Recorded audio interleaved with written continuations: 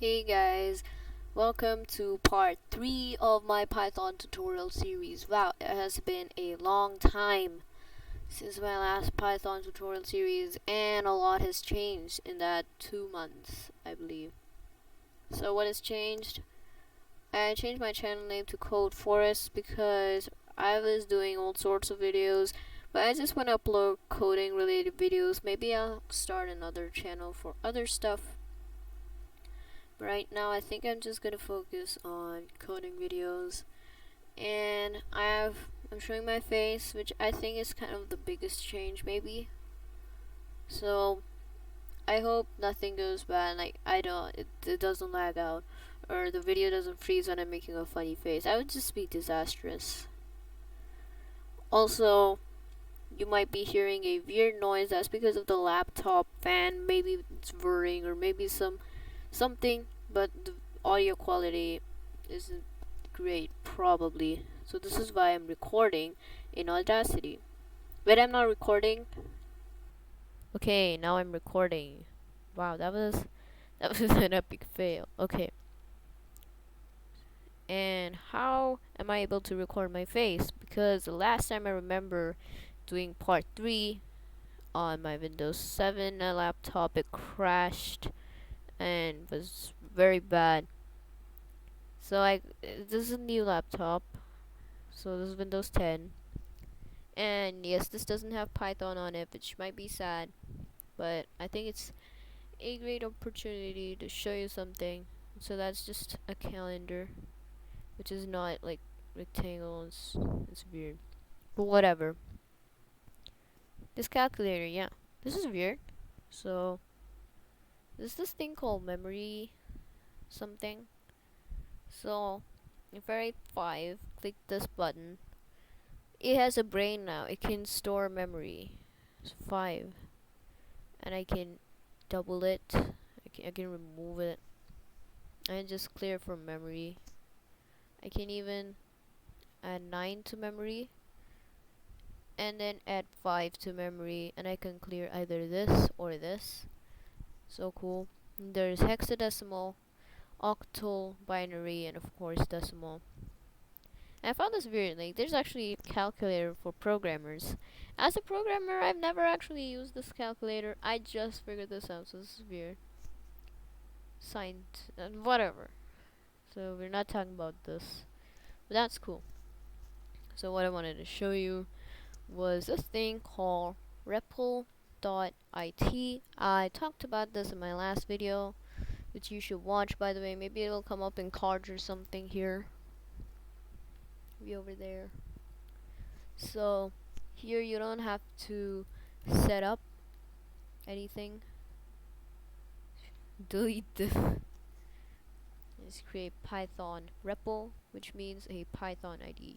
So it's basically the same thing as downloading Python, then going to VS Code and saving a file called main.py. You can't delete this. I don't know why. You can just click this button to hide that so you get more space to code. And yes, you might hear the fan whirring, but I need to be close to the laptop. Also, I'm holding my mic here, which is another change. I used to do it on a phone. Like, I used to record it on a phone, and then I used to send a mail to myself, that the audio recording, and that was all a bit weird, but now it's a bit easier to do now that I just have this microphone. It's not the best microphone, so I need to keep holding it, or you can't hear me, but it's okay. It's yeah, it's okay. So I forgot where I left off. It's been quite a lot. 2 months. Some stuff has happened, and I've forgotten. But it's okay. I think I maybe remember. We talked about if statements, which is just good because sometimes people will cover if statements in the third or fourth part of their tutorial series, but we just did in the second. So let's go through what if statements are. just in case I didn't cover it in the last video and you have no idea what I'm talking about. So if 1 double equals, which means if A equals B, 1 equals 2, it doesn't. So print no, because it's not. And else means that if this is not true, it won't execute this line of code. It will. Why am I looking there? It'll just. Yes, because 1 is not equal to 2. And you might be wondering, why is there this line thing here, and why is it that when you press enter it won't go here but it goes here? So this is indenting, which means to the side, indent. When you press tab it will indent, and to indicate that this is a thing in Python. So whatever code is inside this if statement will execute. Inside means indented, anything that's not indented. So this would be inside the if, but this is outside the if statement. So I hope if statements are clear now. I don't know why I'm looking there. I hope if statements are clear. To do an exercise, we'll just call it leap year. We just comment it so it doesn't show that red line. So let's talk about leap years. What are the criteria for a leap year? So let's go to this website. Let's just wait. Hello. So yeah, I know what this is. Yellow. The year must be evenly divisible by 4. So I hope you know this. You shouldn't. It must be evenly divisible by 4. If it's divisible by 400, then and if it's divisible by 100 and 400, then it's a leap year. But if it's only divisible by 100 and not by 400, then it's not a leap year.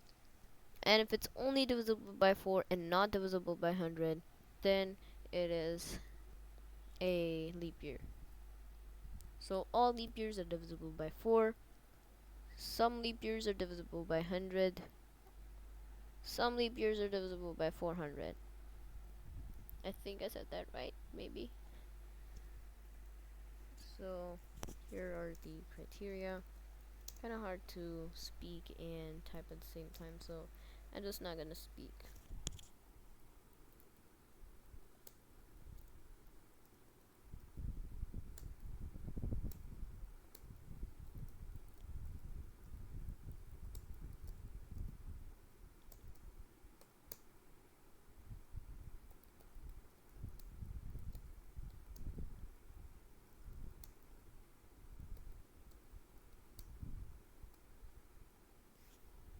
Okay, so I hope this makes sense. So let's go through coding this. So first I'm going to type out the whole program, and then I'm going to explain it line by line, which actually what people do is that they write one line and then explain it, but I'm just writing the whole program and then explain it. So right now just type along with me, and then I'll explain the whole thing.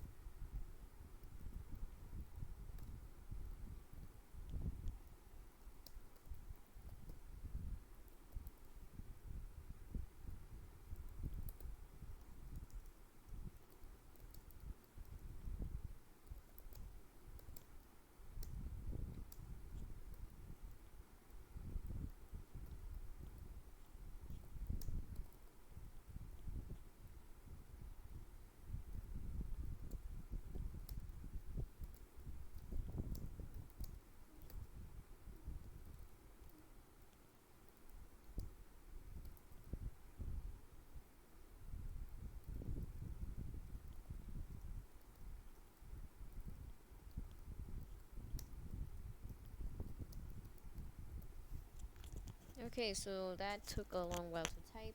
I hope in editing I removed all that. Wow, this. Okay, so this is the same thing.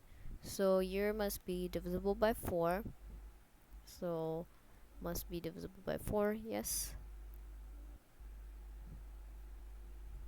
Not divisible by 100. Not divisible by 100. Divisible by 100 and 400. Yep. And if it's none of those, then it's not a leap year. So what is percentage for double equals 100 mean? Wait, that's okay. So obviously single equals means you're declaring a variable. So you take this and whatever that the value of this is, you save that in the year. So if you print year or do year plus 1, year is whatever year you type. So modulo, this percentage is called modulo, it means remainder. So when you divide year and 4, the remainder should be equal to 0. And that's how we get a divisible number. So that's how we check if a number is divisible by another number. So just read this and try to understand. If you saw my other videos, which are very bad, but still try and watch those, then maybe you'll understand a bit better. This is part 3, so I'm pretty sure you've watched part 1 and part 2 before. So yeah, this is the program. Let's see. 2020. It's just been a bad year for everyone, and it was a leap year. We didn't take very big leaps.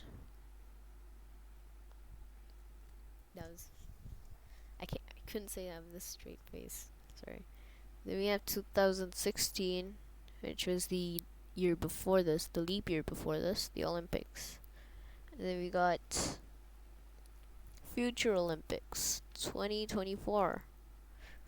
Who knows what will happen by the year 2024? Everyone was excited for 2020 Olympics, but I don't think that will happen. Maybe it'll happen, who knows. But yeah, this is the program. Try and type something that's not leap year. So according to this website, 1900, 1800, and all of these are not leap years. So let's try. 1900, not a leap year.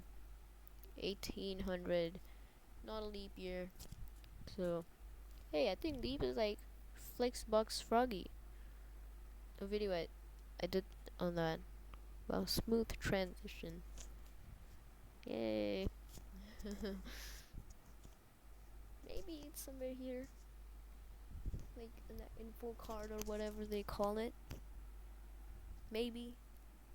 Or maybe I'm just making a fool of myself and I'll just cut this out in editing. Okay.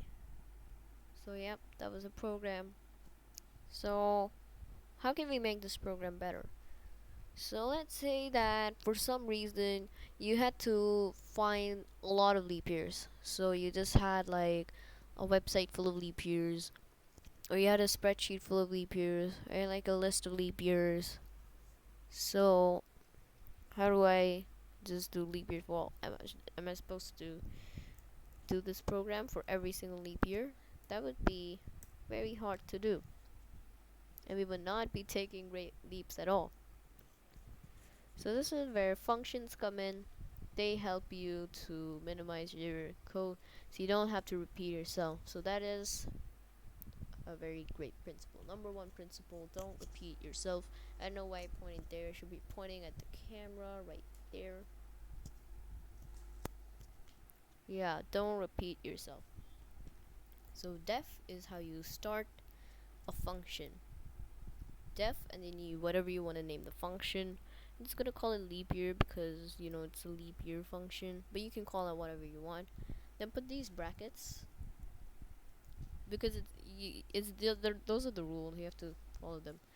And then whatever you call inside the function will be part of the function. So it says expected an indented block. Means when we say leap year, we mean do this whole thing. So now we can just, hey, this thing is weird. So now we can just type leap year. So we gotta call it. You made a kid, now you gotta call it by its name. Kids, right? They just don't understand. They're not psychic. They won't understand you. You have to call them. I know why I'm looking there. So it does the same thing. But you could do leap year these many times. But the problem with this is leap year, leap year, leap year. It takes year this and does it just thrice. So we don't want that. We want like 3 different years. So maybe we can put this inside. That's one way to do it, and I'm gonna show you another way to do it. So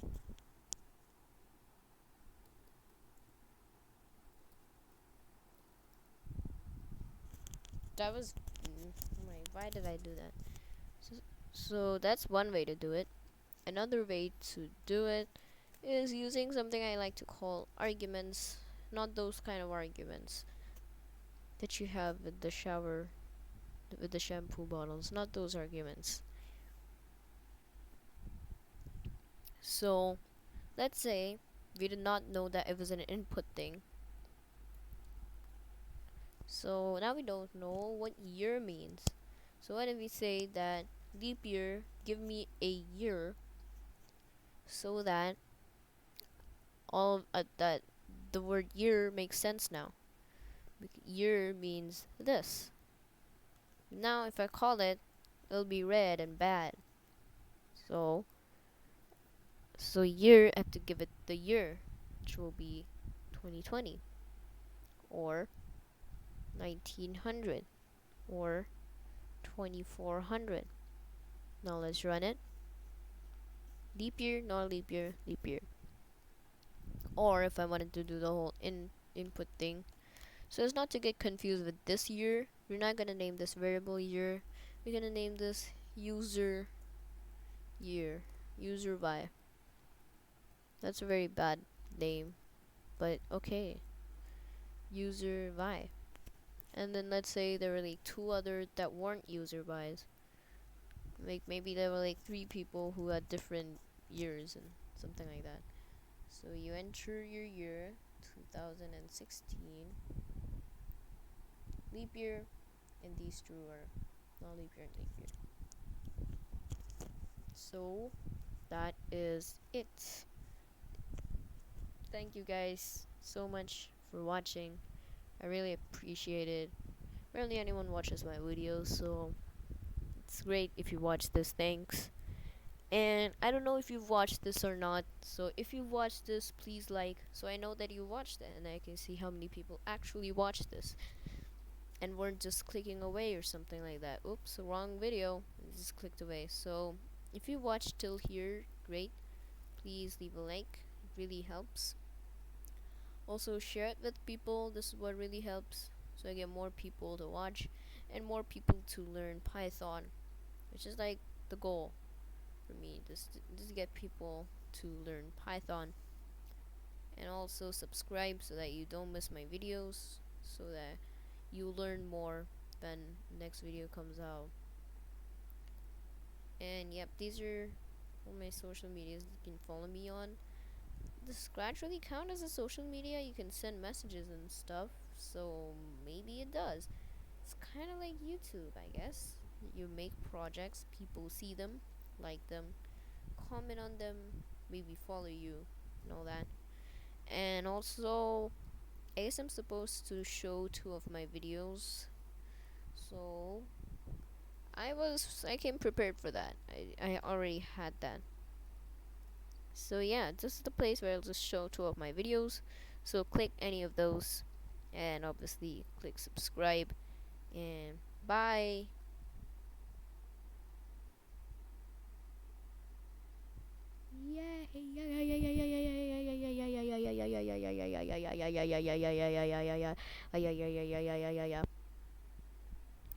Stop. Stop.